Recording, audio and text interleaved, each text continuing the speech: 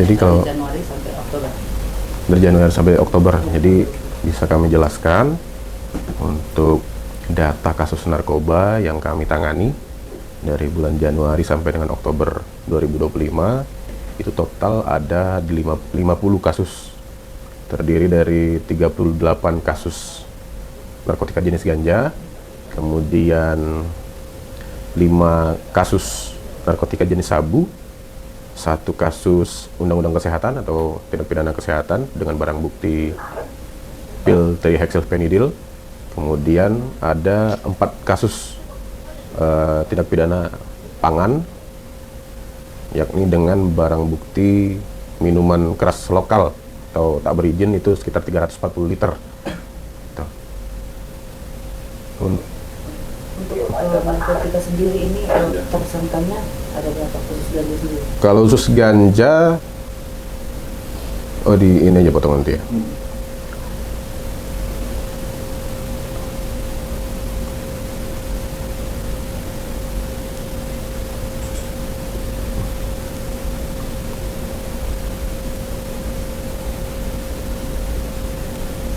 Kalau khusus ganja sendiri, untuk jumlah tersangkanya ada 54 orang. Terdiri dari laki-laki 50 orang dan perempuan 4 orang. Untuk warga negara aslinya berapa? Untuk warga negara asing total ya, kalau misalkan kita untuk total keseluruhan,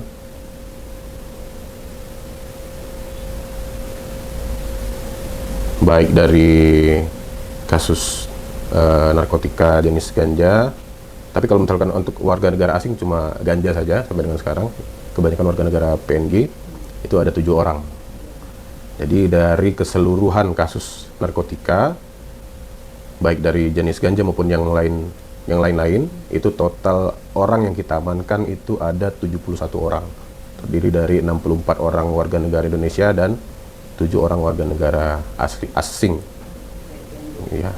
Dari PNG apakah ada perempuan? Dari PNG keseluruhan laki-laki ya. Nah, bisa dijelaskan sejauh ini modus untuk narkotika ini sendiri seperti apa? Jadi kalau untuk modusnya rata-rata diedarkan itu di wilayah Kota Jayapura, namun ada juga yang modus mereka mencoba untuk membawa ke wilayah lain. Jadi ada beberapa kasus kita amankan untuk tersangka narkoba ini, mereka dengan sengaja membawa narkotika khususnya jenis ganja itu ke wilayah yang bisa ditempuh dengan menggunakan kapal seperti Manokwari, Sorong. Nah, kemudian ganjanya ini juga ya rata-rata berasal dari wilayah sebelah PNG, karena ya alhamdulillah juga masih bisa kita syukuri lah kalau ternyata warga Jayapura ini masih memiliki kesadaran penuh lah untuk tidak mungkin ada menanam gitu ya, mencoba menanam di wilayah kita, tapi kebanyakan untuk narkotika jenis ganja ini mereka bawa dari luar dari negara PNG. Nah, untuk masuk dari PNG ke Indonesia pun, ke Kota Jayapura pun ini tidak melewati jalur resmi. Jadi mereka ya kita tahu lah kalau untuk perbatasan Indonesia dengan PNG ini kan berbatasan baik laut maupun darat dengan cakupan yang sangat luas. Jadi memang masih banyak jalan-jalan tikus yang mungkin belum bisa tersentuh oleh petugas yang bisa mengamankan. Nah, disitulah mereka mengambil kesempatan untuk memasukkan narkotika jenis ganja ini ke Jayapura. Nah, kalau untuk sabu, sampai sekarang kami masih belum menemukan adanya mungkin tempat produksi atau rumah produksi seperti yang ada mungkin di provinsi-provinsi lain. Jadi untuk modusnya sendiri untuk narkotika jenis sabu ini kebanyakan mereka mengirim dari luar. Mengirim dari luar ini juga mereka dengan modus menyelipkan ke eh, melalui paket-paket gitu ya, paket-paket. Jadi mereka mengirimkan barang apa dari luar, mungkin handphone dan sebagainya. Nah di situ dia selipkan narkotika jenis sabu gitu. Khusus untuk sabu sendiri, Mhm. ini lebih banyak pengedar atau seperti apa, atau pemakai juga? Khusus untuk sabu, kalau kita kategorikan dari jumlah barang bukti, itu lebih banyak ke pemakai sih, lebih banyak ke pemakai. Berarti tadi berapa kilo? Dari Iya. Januari sampai Untuk BB ya, Jom. barang bukti tadi disebutin.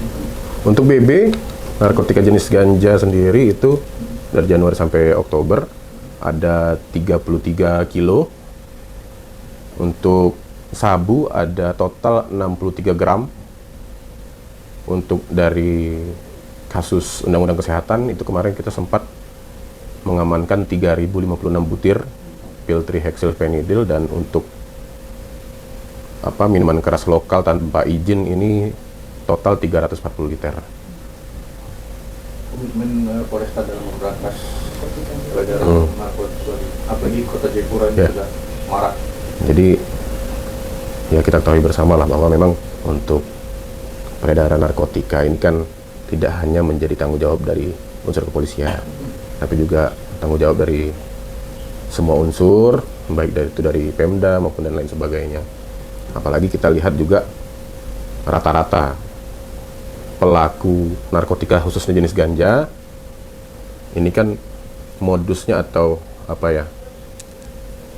tujuan mereka itu untuk faktor ekonomi.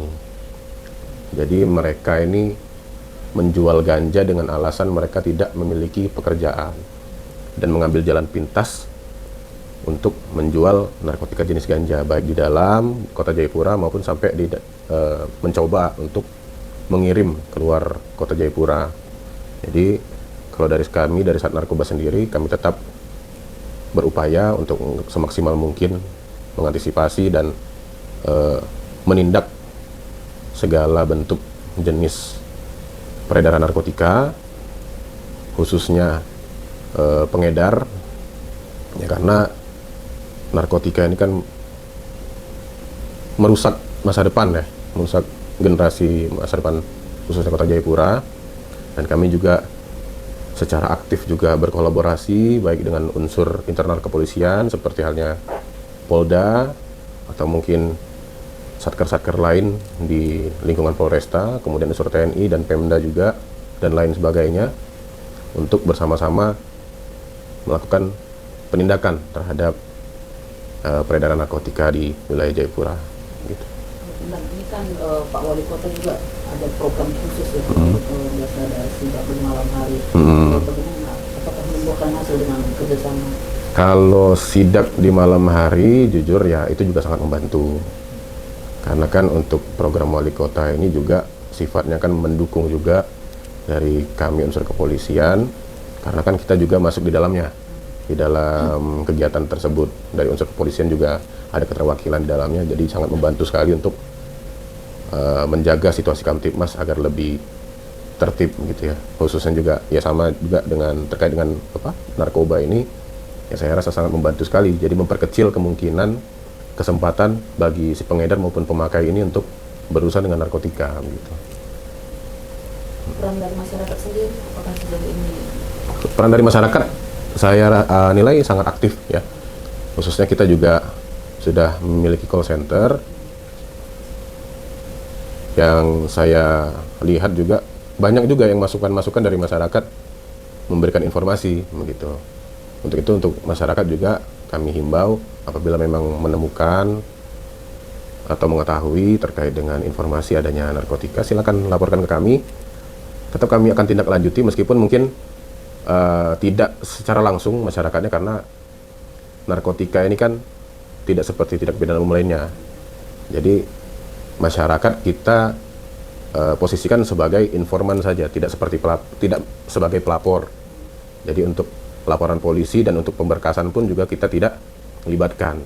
Cukup sebagai informan, nanti untuk cara bertindak di lapangan tetap kita yang akan atur, dan untuk pemberkasan sampai dengan kejaksaan juga ya kami upayakan untuk tidak dilibatkan si informan ini, dan kami akan jaga kerahasiaan dari identitasnya. Gitu. Dan mungkin satu lagi penjelasan Bunda langsung bahaya menggunakan narkoba ini apa saja dan hukuman yang akan diterima seperti apa saja, karena masih banyak saja melakukan hal serupa. Betul. Jadi untuk pengguna narkotika ini sebenarnya sangat berbahaya. Kita juga tahu bersama bahwa narkotika ini dia dari segi kesehatan ya banyaklah dampak-dampak buruknya, seperti contoh ya ketergantungan, dan nanti mungkin bisa berakhir pada kematian karena ketergantungan ini kan dosis pemakaian narkotika itu kan pasti dari hari ke hari itu semakin semakin meninggi gitu ya. Yang awalnya mungkin cuma sedikit, akhirnya karena ketergantungan bisa 3 kali sehari, 5 kali sehari, sampai akhirnya overdose dan meninggal. Nah ini juga mempengaruhi juga di kesehatan lainnya gitu, mungkin ya jadi malas makan atau dan sebagainya gitu, sehingga sangat mengganggu sekali. Belum lagi dengan dampaknya ke sosial. Sebagai contoh mungkin ada beberapa juga kasus dari pemakai narkotika ini kan karena mereka tidak memiliki uang untuk membeli narkoba, mereka lakukan tindak pidana lain, contoh mungkin pencurian atau penjamretan yang mungkin barang yang dicuri itu kemudian dijual untuk membeli narkoba ini. Jadi sangat merugikan. Jadi saya himbau kepada masyarakat kalau bisa jangan sampai berurusan dengan barang yang narkotika ini. Untuk hukumannya kalau dari sisi hukum ya, untuk pengedar di atas 5 tahun. Di atas 5 tahun sampai 20 tahun, bahkan ada yang seumur hidup, tergantung dari bobot ataupun peranan dari yang bersangkutan. Download Tribun X sekarang, menghadirkan lokal menjadi Indonesia.